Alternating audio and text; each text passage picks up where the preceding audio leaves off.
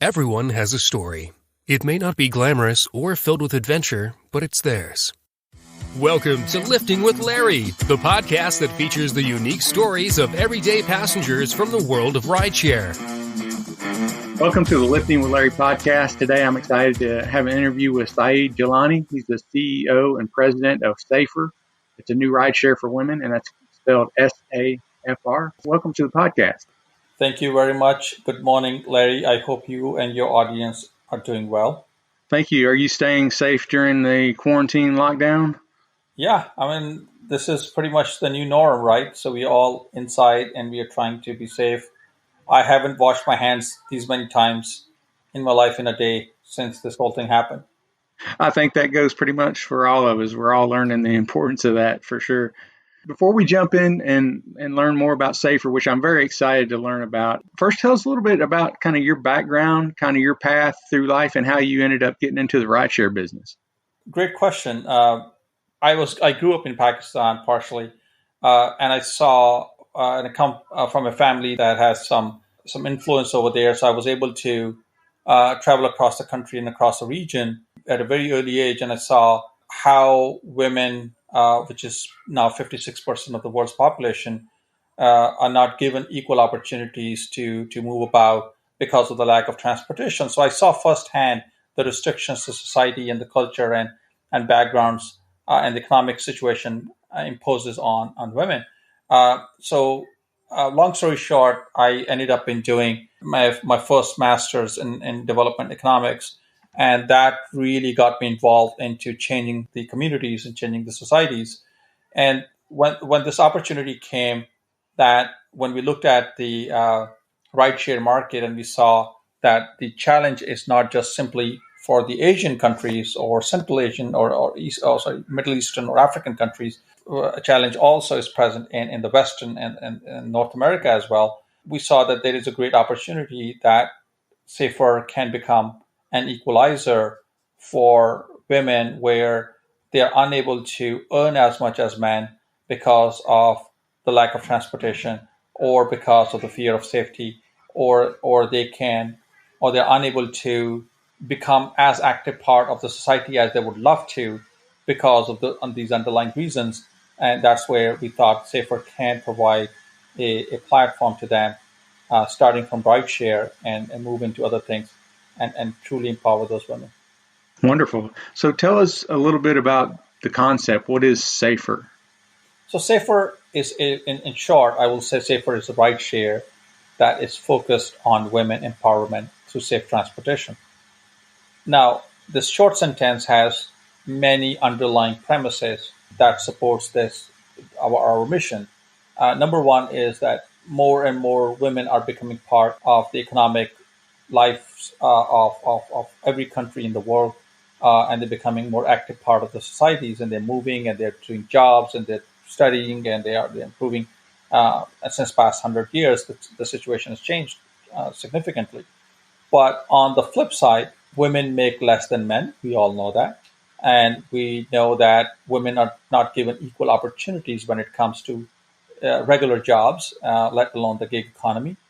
So we thought that, a platform that allows both riders and drivers to be able to freely earn money. So riders can, of course, if they are studying or they are working at a job, then they can work harder and they don't have to fear about the personal safety when they're going home or when they want to go to work. And on the other side, if the driver who is a mom or who's a sister or daughter or young woman who wants to drive another fellow woman, and they want to drive for any time of the day, and they want to drive without the fear of safety, they should be able to do that. And that's where, frankly, the mission of Safr lies, where we truly want to address the real concerns in the market around safety that translates itself into economic and social empowerment. That's a great idea for sure. I know that I have fellow rideshare drivers who are female, and they talk about some of the experiences that they have. And also a lot of my passengers, I live in Bowling Green, Kentucky. It's a city of about 60,000 people, so it's fairly small. But we also have Western Kentucky University here, And so about 20,000 students at Western, and probably 80% of my rides during the school year are Western students, college students, and a large percentage of those are female students. So I've discussed with them, and they really appreciate when they find a particular rideshare driver that they feel safe with. And a lot of them will, they'll take my business card and they'll send me a text or something if they know they're going out that night because they don't want to get a strange driver that they don't trust. Exactly. That's a big concern, right? I mean, when you see the statistics Huge concern. that go out, and I strongly believe if there is one woman that is harassed or assaulted, that's one way too many. But unfortunately, it's happening in thousands and thousands, not just in the US, but around the world. And that's, of course, is unacceptable to anybody. And that's where we come in as a choice, if you will. So women who want to move at any given time, they want to go out party, they want to study, they want to do anything, or they want to work, they don't have to think twice how they're going to get to their destination without feeling unsafe. And that's very important. Like I said, I know to me and a lot of people, I have 5 sisters, and then me and my wife, we also have 3 daughters, and you don't want them to not be able to use rideshare just because they're afraid of being harassed or having an uncomfortable experience. Larry, you're a lucky guy, I would say, having grown up with 5 sisters and having 3 beautiful daughters, and you would understand both sides of the spectrum, and you're the perfect person who would understand the challenges and can provide a better experience to avoid any of those challenges.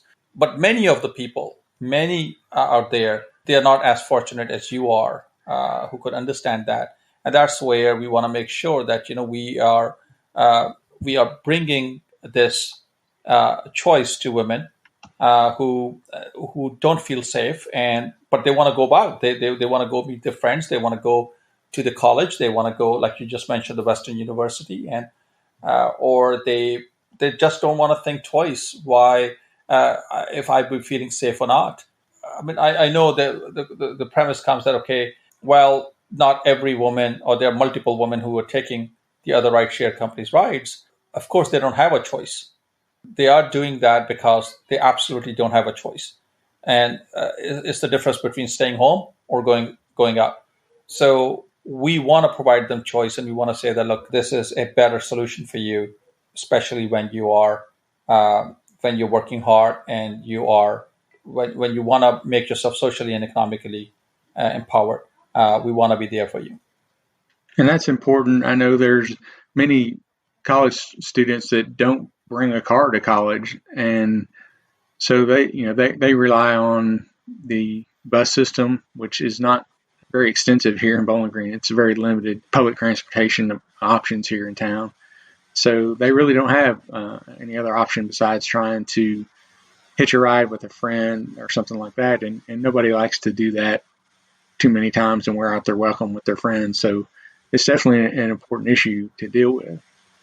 I agree with you. And just so you know that only a fraction of other rideshare drivers are women, and they don't drive all 10 hours or 12 hours or late night because of the fear of safety. So on the other side, our mission is to provide more economic opportunities for women drivers so they can make more money. That's wonderful. Like I said, I think my listeners are going to be very excited to hear about this. So most people by now are familiar with the other rideshare, kind of the mainstream rideshare companies that are out there. What would you say are the main things that differentiate Safr from the other rideshare companies? That's a great question. So first of all, we meet every single drivers in person, which doesn't happen with other rideshare. We have a very localized approach through our captains program, where our localized captains, they meet with every single driver in person before onboarding them. We do sexual assault training, bystander training for them as well. We provide them resources as well from get-go. Then we continue to remain in touch with those drivers throughout their journey with us. We don't want to consider them as the statistic in our operation. They are our operation. So we stay very closely in touch with them, and we meet with them on a monthly basis. In addition to that, we do thorough background check, extensive background check. And then, of course, background checks provide only a snapshot at that time. And that's where staying in touch over a period of time allows us to do more. In addition to that, we have in-app security features like color matching feature that allows our riders and drivers to make sure that they're picking up the right person, and riders to make sure that they are being picked up by the right person. And then we have in-app security features built in from artificial intelligence and machine learning that allows us to remain on top of the safety protocol. But last but not least, we have a very important feature called Trusted Driver. So let's say you've given me a ride and I like you, I can just touch your name and you become my trusted driver. This way I can make multiple trusted drivers who become my personal, if you mean extension of lifestyle. So whenever I want to go to work or gym or job or education, one of my trusted driver can transport me from point A to point B. That's just a really wonderful feature. I've had so many people over the last 3 years ask me, is there any way that I can request you on the app? And you always have to tell them, unfortunately, no, that's not a feature that's available. But that's one reason why I had business cards printed out, and I have my cell number on there, and I hand it out to them. If I'm like, hey, if you're going to be, going for a ride, just text me that, and if I'm available, I'll be happy to come get you. As soon as I get there, you can request the ride, and we'll still go through the app because I don't want to do off-app rides without any insurance.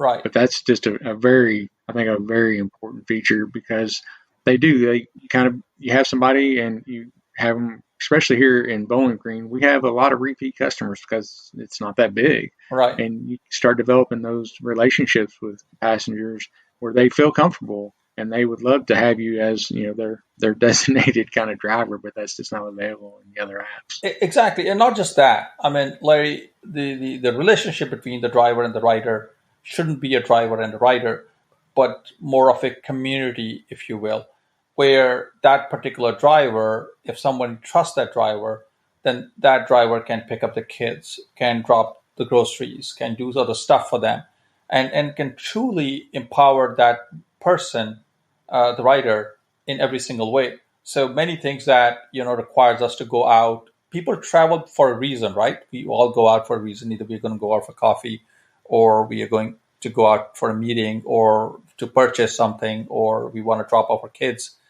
But if you have a group of drivers that can do all those tasks for you, that gives you more time to do things that you would love to do. And that truly empowers you and allows you to achieve more in your life, either in social life or economic life. I know we've talked a lot about, the focus of Safr is definitely on the female passengers. So with that, is there room for male passengers on the platform, both as passengers and as drivers? I knew you were going to ask this question. So we do have male drivers. Although our focus is on women empowerment and women's safety and all that, we have male drivers, we have male riders.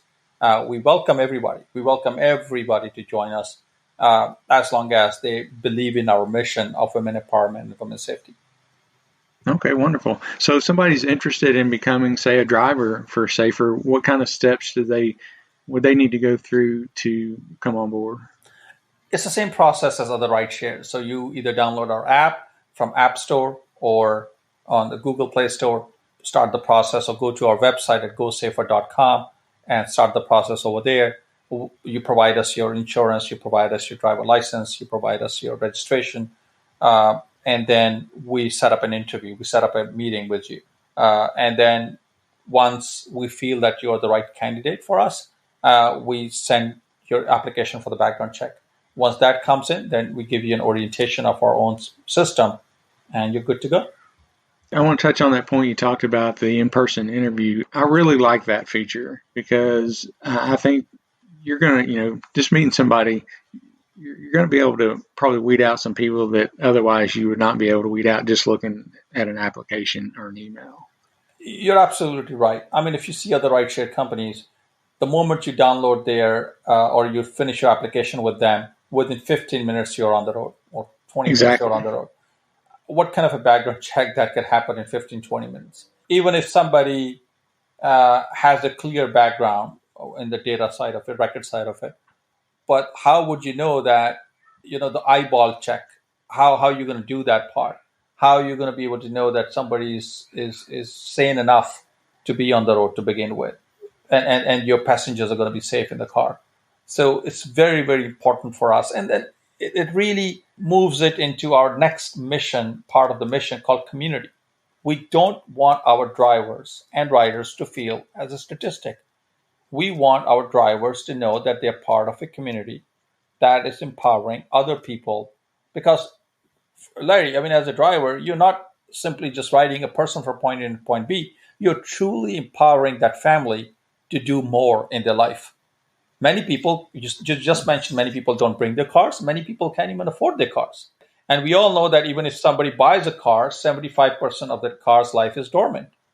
So many people are moving away from car ownership with that thought. So the drivers are truly empowering the riders, and the riders are empowering the drivers by giving them an opportunity to do that. And we want them to feel as part of a tight-knit community where they trust each other and they empower each other. And with that trust, you can do more with the same platform instead of just simply giving somebody a ride from point A to point B. You talk about the onboarding process and you have the in-person interview. Once that's done, is that kind of the last time that you have any interaction with the drivers in person? No, we meet every single month with those drivers. So our captains, localized captains. So let's say you are a zip code 1111 and you are a captain and you have, like, say, 50 drivers with you under the captain. So you're required to meet with those drivers every single month. You have a pizza party, you have some nice little get together, you bring your drivers, maybe not everybody's going to show up, but some will show up. You will have a conversation with them. You will understand the challenges. You will understand what kind of technical challenges they are facing, operational challenges they're facing, and then you will communicate to us and we will help resolve those challenges.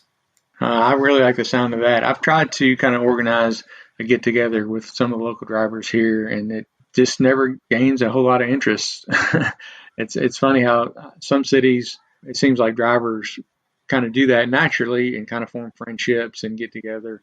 And then other cities, they kind of see each other as competition and they don't want to really interact with other drivers or anything like that. No, I mean, we do that from the get-go, right? The moment any driver comes on board, they would know that Larry is the captain and they have to interact with Larry from day one. So it's not like you are their competition, you are their facilitator. So we change your designation in the ecosystem from a competition, quote unquote, to a facilitator where you're empowering them to do more. So this helps from get-go. I understand that if nobody knows you from the beginning, then it's going to be very difficult for them to figure out, okay, who is this guy? Why should I go meet him or her? So that's where we change that equation or psychology of people on that. That's exciting to hear. So right now, what cities is Safr operational in? So right now we are in Central and Southern Florida. We're expanding into Southern Florida. We are in Central Florida. We are giving in this COVID-19. We are giving completely free rides to Mustard Seed, which is a nonprofit organization out of Orlando, and a couple of other nonprofit organizations we are going with and providing free rides to them. We are very actively involved in our community wherever we are. And right now, we're expanding into Southern Florida. We have a huge demand from Florida region and from Texas region. So we're going to be expanding into that region as well. And frankly, we are getting around more than 500 requests from all over the country where people want us to come and open our operations in those cities. That's wonderful. So I know everything's kind of on hold right now, probably with the whole pandemic going on as far as growth. It's not a great time to be trying to grow or expand. But once things kind of start moving again, what are your plans for growth and expansion? Do you have a plan to get nationwide at some point, or do you have just certain markets that you're looking at? Yes, eventually we're going to be nationwide. Eventually we're going to be in every city. And yes, during COVID-19, the challenge is that, nobody's moving. But on the flip side, we are getting a lot more driver registrations, and we would encourage through your podcast as well for drivers to register with us. We're getting a lot more driver registration than ever before. We are very excited about that. We have a lot of investors actually knocking on our door, a lot of bigger corporations knocking on our door, those who want to partner with us or those who want us to grow very, very fast, because they also see a great importance considering in post-COVID-19 world, very few people would try to go in a mass transit with other fellow passengers or in an airplane or in a bus or in a subway. And these kind of rideshare market will gain a lot of market share when things open up. Well, that's exciting to hear. I look forward to it moving into Kentucky for sure whenever the time comes. We would absolutely love to be part of Kentucky. I mean, frankly, I have a best friend, old friend. His brother actually teaches over there, I think in Bowling Green University or something like that. And so he lived over there. I always wanted to be there.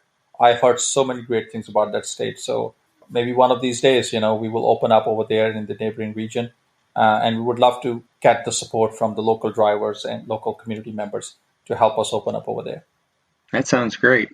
So as you are expanding, are you looking at different types of methods for funding your expansion? Kind of what's your plans as far as the financial side? That's a great question. So we are, of course, like any other startup, we are using equity funding, and we have a lot of interest from different groups right now.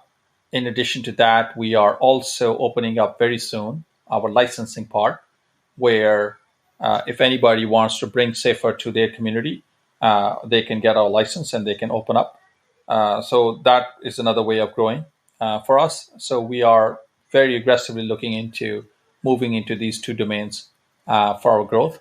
And yes, we would welcome any other investor who would like to join us in our mission, because again, I said, like I always say, we are very mission focused. We don't need 20 million drivers and 300 million riders to create the platform stickiness with us. A very big differentiating factor I would give you is that with other ride shares, they lose almost 100% of their drivers within a year.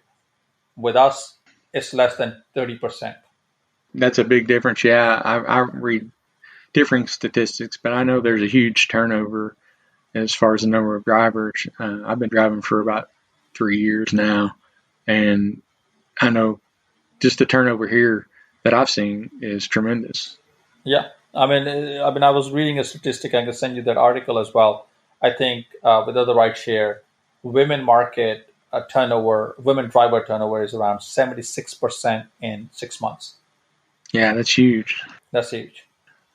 So, and with us is a totally different thing. Our riders take more rides with us per week as compared to other rideshare companies per quarter. So the metrics change completely, and it helps create a community. Like you just mentioned, right? You're from a smaller community, and people call you back and say, "Hey, Larry, can you take me from point A to point B? Can you take me to this location?" This is the kind of you're using it at an individual level. We are taking what you're experiencing at a higher level and saying that, okay, this is how we want the rideshare to look like. Well, I think you've got a really good plan and a lot of really good features that are on the platform.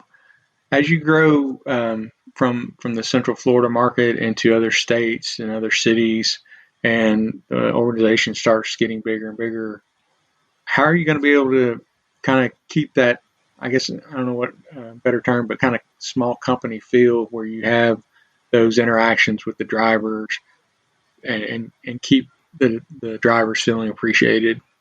Again, $1 million question. We want to remain nimble. We want to remain grassroots, and we do that through multiple ways. Number one, our localized captain program.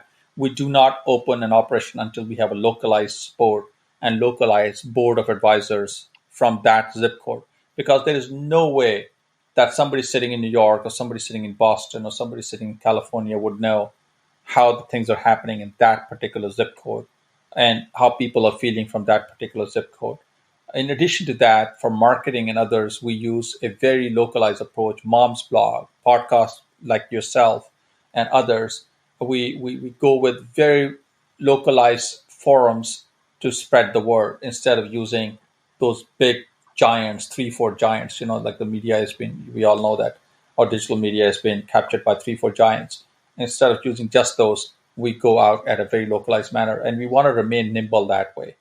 It sounds like a good plan. It really does. Like I said, I think my passengers would be very excited to have that kind of option available to them. I think they would definitely appreciate feeling, safer, knowing that drivers been, thoroughly background checked, and just the fact that they can, have some favorite drivers that they can choose from when they're going out, I think would be just a huge, huge advantage for them. And we would love to provide our services to your riders and more.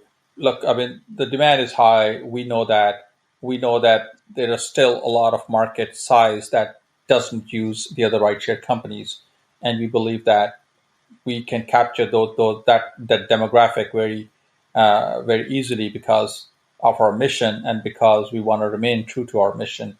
And with the help of yours and many other like yourself, we believe that we'll be very successful in achieving our goal.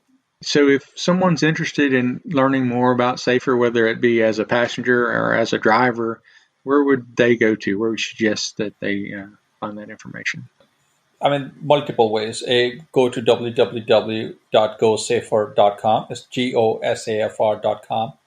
Or you can follow us on Facebook. So facebook.com/GoSafr. You can do that too.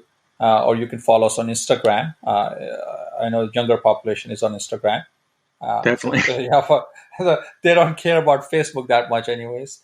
So follow us on Instagram, or follow us on Twitter, or simply email us at info@gosafr.com, which is info@gosafr.com.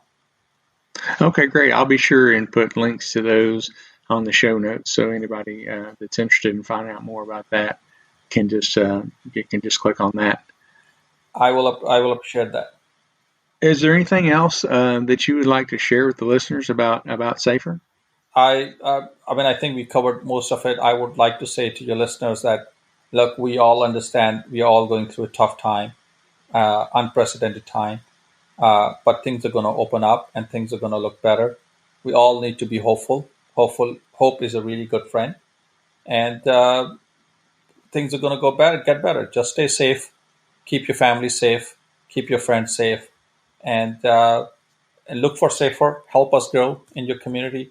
Reach out to us, and we would love to listen to you, and would love to come to your town. Great words of wisdom there, Syed. And I just want to thank you so much for being on the podcast today and introducing us to Safr. As I said, I really think that my listeners are going to be excited about it. I think Safr will do very well in college towns for sure. You have a huge amount of young females that need rides to work, to their friend's house, to or if they're going out on a weekend night, and to have a Safr option available to them, I think will be right up their alley. Thank you so much for the opportunity, Larry. And I know it's a weekend for you, and thank you for reaching out. Thank you for the opportunity, and we look forward to being part of your listeners' life through by providing them transportation. And I will be keeping my eye out for whenever y'all expand into Bowling Green. So keep my email handy there. If you know you're heading this way, be sure and shoot me an email and get me signed up. And we'll get this thing rolling.